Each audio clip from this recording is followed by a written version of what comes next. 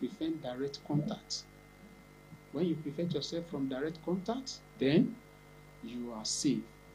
Then number 2, avoid using the article that the affected person has used. When the symptoms and sign is detected in a particular client, so it is advisable to come to clinic where it can be properly managed.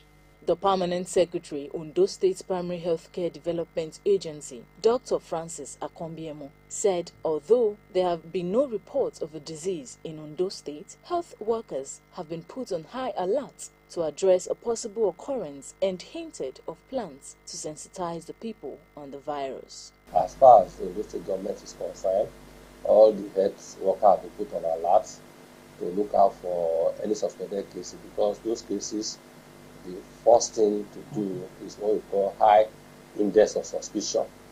You must see any case that have such skin rashes as a suspected case of monkeypox until proven otherwise.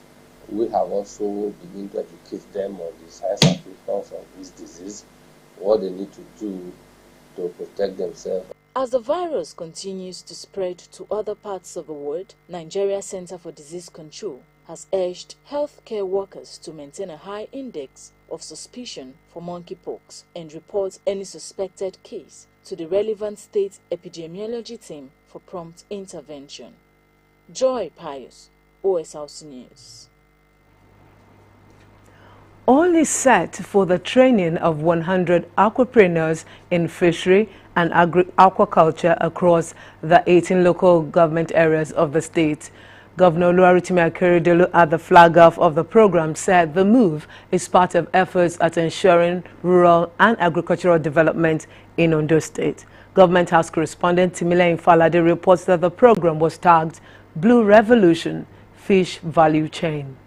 Findings show that Nigeria's internal fish production is not enough to meet its 2.7 million tons demand annually, with a current deficit of 1.9 million metric tons recorded.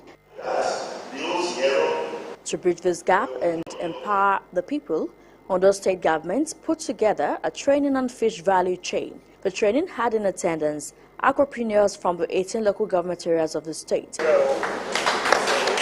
Governor Oluwarotimi Akeredolu, represented by his deputy Lucky Ayedatiwa, noted that government is committed to improving the fish value chain because it has numerous benefits in society. Ayedatiwa emphasized that aside revenue generation in the state, fish farming helps to enhance protein intake in society and as well serves as a source of foreign export. We cannot continue to rely on the importation of fish when we have seemingly idle water bodies. We cannot continue to complain about unemployment when we have openings that we can exploit to create self-sustaining jobs. He reiterated government's dedication to agriculture business with the initiation of various capacity-building programs in aquaculture, provision of 3 million cocoa seedlings free of charge, production of fish farming equipment, among others. We gave out standard tractors at 30% subsidy, payments spread over 36 months. So that it can be easier for our farmers to repay the loan. We cleared over 1,500 hectares of land across the state for our farmers. Commissioner for Agriculture and Forestry, Mr. Olayato Aribo, tasked the participants to take advantage of government's laudable initiative and get needed skills on aquaculture. I want to admonish youth masses particularly to take advantage of this training. In business, you need 3 things to succeed. 1, you need money. Even before money, you need the idea of what to do. The Senior Special Assistant on Agric and Agribusiness, Mr. Akinolotu, who said aquaculture helps in employment generation, lauded government's commitment to improve fishery and aquaculture. We have looked at the markets within the state. We have looked at the market outside the state. We've looked at what we can do through value addition. We've looked at what has to be done on the various links in the value chain. And I know we are ready to run. Some participants expressed delight in the program. I appreciate the governor that is doing this program. I'm very, very happy. It is a good program for us to recognize our fisheries department in Ondo State. The training session is expected to update youths on establishment of fish farms, rebranding and packaging, as well as fingerlings and feeds production. Timileyin Falade, Osrc News. Staying with developmental strides of the present administration, Ondo State government says it will sustain the implementation of every policy and program that impacts the people and the state positively. Governor Oluwarotimi Akeredolu reaffirmed the stand of his administration while presenting the digitized certificate of occupancy to the first set of beneficiaries of the scheme. The governor explained that the document is crucial to the socio-economic well-being of residents. Government House correspondent Wahab Bankole reports that the scheme, known as Home Ownership Charter of Ondo State HOCUS, was launched in the state in January 2022. The report. The process of securing certificate of occupancy through the Home Ownership Charter of Ondo State HOCUS was inaugurated by Governor Akeredolu in January this year, and 6 months after, the first set of beneficiaries and other concerned individuals are seated here at the Cocoa Conference Hall of the Governor's Office in Akure to be part of history.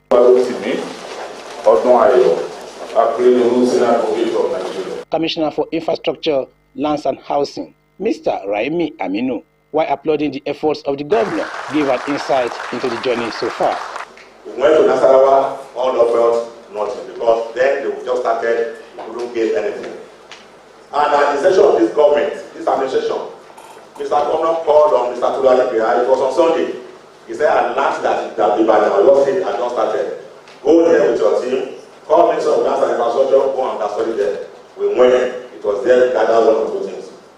Prior to that time, we traveled to Abuja to understudy there. We've been to Lagos, but most of what they've done, we are at par with them today under God's.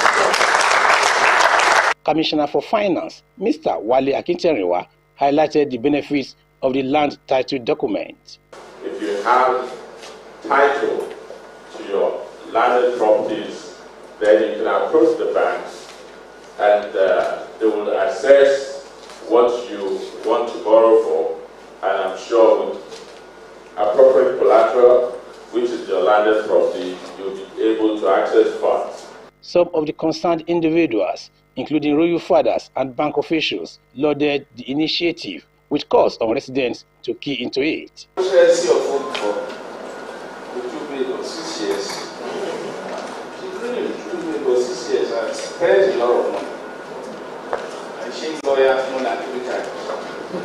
Governor Akeredolu, while congratulating the beneficiaries, said the Home Ownership Charter of Ondo State scheme has a mandate of transforming the process of land titling from analog to digital system, with the overall aim of ensuring transparency of land administration in the state. Our idea is that this will provide a customer-friendly approach to procuring titles for our properties. Customer-friendly, and that led us to reconstructing a whole set of building at the Ministry of Lands there. We get a receipt. Housing purpose is another building that we have to reconstruct. And we have to bring in a lot of things because it has to be digital. The governor said his administration, in spite of the current economic realities, has strengthened the land administration sector in the state by recruiting 35 qualified professionals to boost the capacity and manpower need of the Ministry of Infrastructure, Lands and Housing. By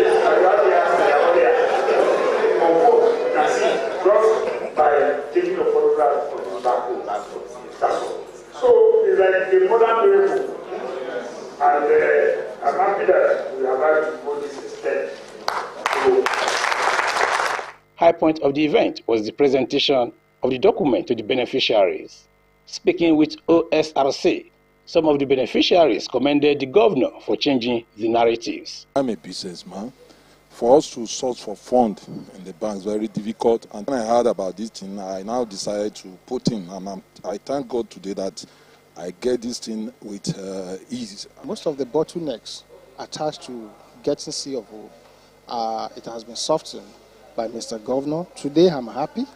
Wahab Bankoli, OSRC News.